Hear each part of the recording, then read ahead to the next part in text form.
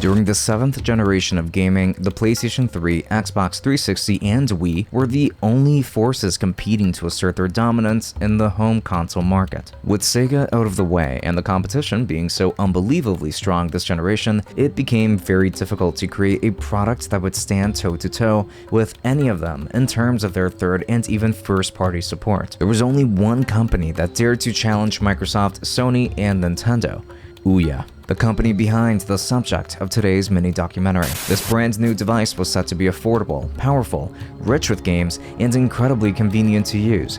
This was the OUYA, a device that is sadly remembered as one of gaming's worst failures in modern history.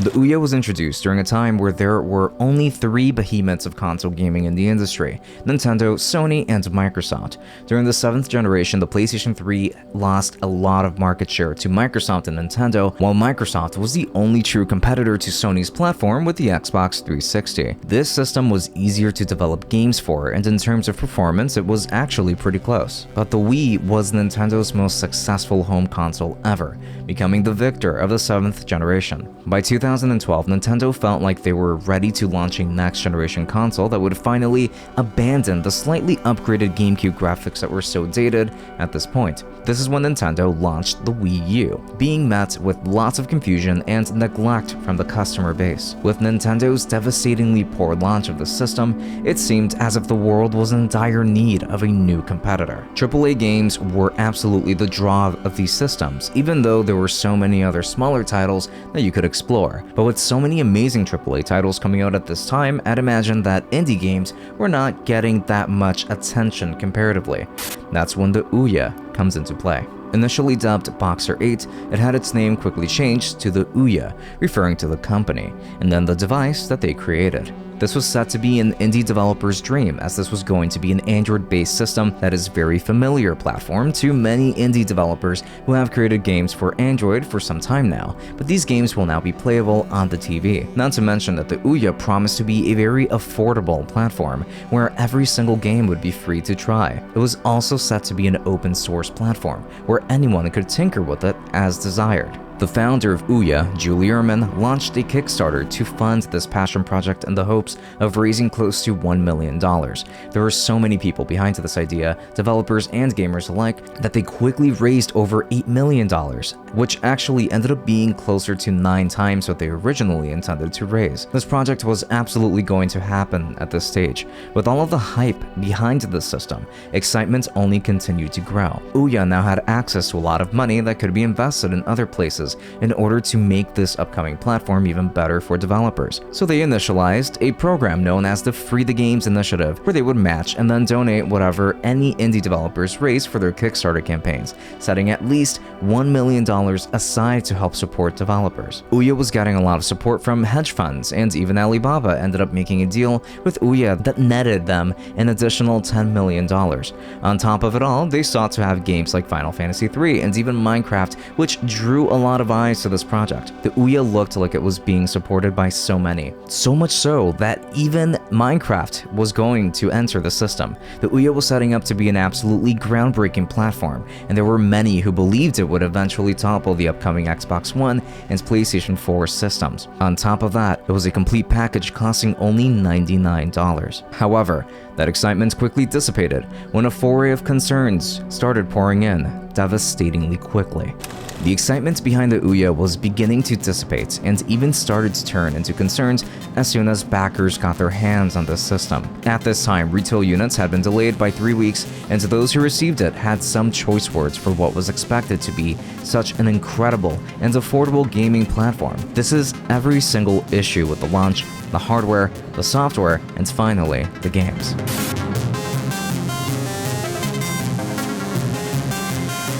By March of 2013, backers finally started getting their OUYA units, and they began with examinations of the hardware. Here I hold the retail version of the OUYA. but it is virtually identical to the Kickstarter edition system. It comes in this box that you just slide out and are met by a message. Now lifting that brings you to the system and the controller. Underneath that, you get the power supply, AA batteries, and an HDMI cable. The OUYA itself is a very small system due to how simple it is. It resembles a streaming box, which were very popular at the time since many people were watching YouTube, Netflix, Hulu, and so much more on their TVs, and smart TVs were not really as good on the software front as they eventually became later on. It holds the shape of a cube, featuring this metal build to it. It genuinely feels premium in hand. Not that it matters, as it is meant to sit on a table. The top features a power button and the only screws necessary for accessing the motherboard inside. On the back, you will find an HDMI port, an Ethernet port, a USB-A port, a micro USB port, and a power connector.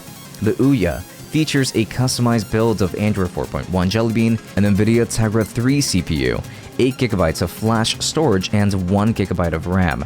For its purposes, this was probably enough, if not, maybe just a little underpowered. And of course, it did come with Wi-Fi built in. But this turned out to be the most controversial part of the OUYA's hardware, the controller.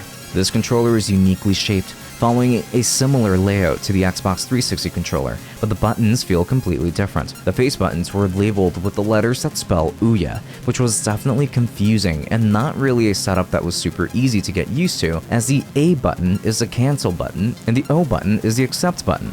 These buttons do stick when you press them hard enough, which is common if you're into whatever game you're playing, as they get stuck underneath the top shell pretty frequently. Otherwise, these face buttons feel pretty good. Then the thumbsticks are more convexed, following a similar design to the DualShock 3 controller, but somehow smoother. I would say that this is easily the best part of the controller, as these thumbsticks feel really smooth, gliding across its own surface. The D-pad is another point of contention, however, as it is stiffer than you're used to, which makes it harder to maneuver, and the edges are sharp, which makes this D-pad a little uncomfortable to use. Then there's the home button in the middle and the touchpad, a unique feature to a gaming-specific controller until the DualShock 4 released later that year. The shoulder buttons are clicky and plasticky, but still solid to use, but the triggers are quite raw.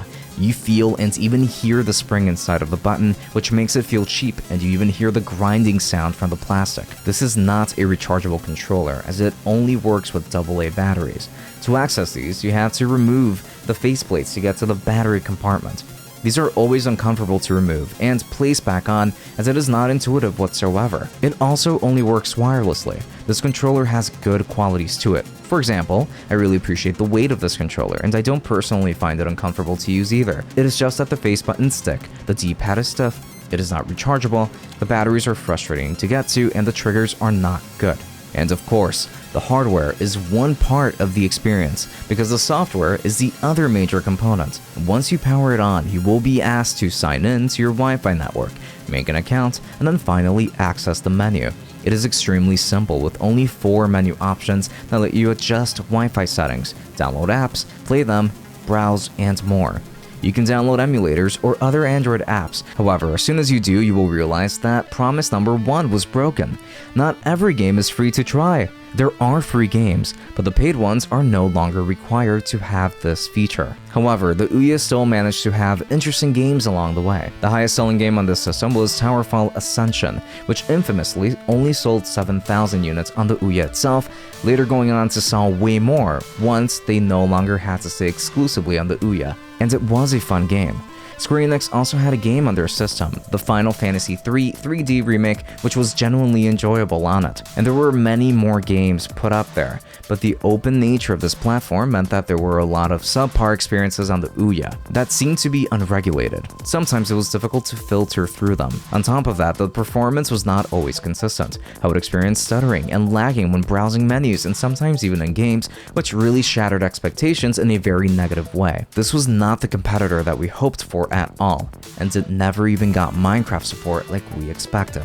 And there were many complaints shared about the hardware and even the software from large publications that threw potential OUYA gamers off. These horrible reviews of the product, with nearly 0 recommendations across the board, essentially killed it before it even reached retail stores. And somehow, they thought they would create a follow-up to the OUYA, a dream that sort of came to fruition. The reviews were not solely responsible for setting a bad precedent for this console. Those reviews were deserved.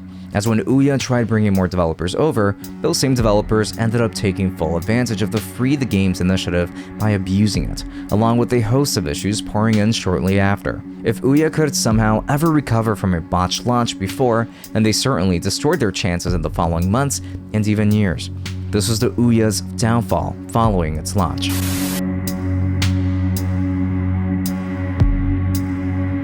The Free the Games initiative was one that some developers took nefarious advantage of, where some ended up getting their close ones to donate to their Kickstarter projects and generate as much money as possible in donations artificially in order to get OUYA to invest that same amount back into them. This happened several times throughout its short life cycle, with projects such as Gridiron Thunder getting a lot of flack for suspiciously getting a lump sum of money at the last moment. Many projects that were set to be made for the OUYA ended up getting cancelled, with others even being flagged on Kickstarter for the potential violation of their rules, among others. OUYA ended up getting into a lot of controversy where OUYA would be the ultimate loser in the matter. Eventually, they changed their rules to say that you needed at least 100 backers and it had to have reached the minimum goal of $10,000 in order to filter these developers out. But this came with a lot of bad press, with many stating that OUYA was refusing to pay out. It was bad on both ends. And even in the following months, OUYA did intend on releasing upgraded versions of the original system that would include 16 GB of storage and a white and even black design, which did eventually come to fruition at $129. But this quickly came crashing, as by September of 2014, OUYA was in serious financial crisis. They ended up raising about $33 million in total when all investments were put into place from companies like Alibaba, and their software was intended to be implemented in many other devices. But the issue is that OUYA had too much debt, with no way of paying it off in the foreseeable future, which meant that they had to sell the company. OUYA quickly lost control of it all, as the OUYA was a great concept in theory, but in execution, it wasn't quite up to snuff. Many people were disappointed, and even at that $100 price tag, it wasn't good enough for most people to actually justify it, especially when this was a Play Store machine at the end of the day for a lot of experiences that were meant for a smartphone environment, not something that could really compete with the PlayStation 4 and Xbox One that launched shortly after the OUYA did. Very few units were selling, and unfortunately, those future projections were not looking good. After being in talks with many companies, OUYA finally decided to settle its debts by selling the brand to Razer. But unfortunately, Razer did not do justice to what the OUYA could have been moving forward. They tried creating their own Android microconsole that did not drum up enough interest either, known as the Razer Forge. Frankly, many of these microsystems didn't even reach many people's homes, as the market's interest was severely lacking, even though something like the Nvidia Shield ended up doing quite well. The true end of the OUYA was marked in June of 2019, when OUYA servers were finally shut down for good. So if you purchase an OUYA after that date, or if you already owned one, you will be displeased to know that this system is now a complete paperweight. Now, Julie Ehrman ended up shifting gears by working for a variety of projects moving forward, but even when these companies abandoned the OUYA so quickly, the community brought it back to its former glory. Nowadays, you have to access a community server in order to use the OUYA at all, as all official servers are down. But you essentially get full usability, and you can still root it, using this system to your heart's desire. Unfortunately, the OUYA remained an exceptionally niche product, with only around 200,000 units sold worldwide. This was a passion project that many could only dream of seeing back then, and unfortunately one that would be impossible to resurrect and succeed in today's gaming climate. But as systems go up in price rather than go down, as they once did, and games continue surpassing the now $80 mark, and perhaps a passion project like this could be the only savior to our favorite hobby. But that remains to be seen. Since OUYA's attempt at an affordable gaming market, there have been many projects that have started with mild success in some areas and zero in others. The next one is a cloud project with actual hardware tied to it. This is in fact one of Google's most ambitious projects. We will talk about this one soon enough, so subscribe so that you don't miss that mini documentary when it comes out. Now, thank you so much for watching. Leave your suggestions in the comments for future bite-sized documentaries, and until next time.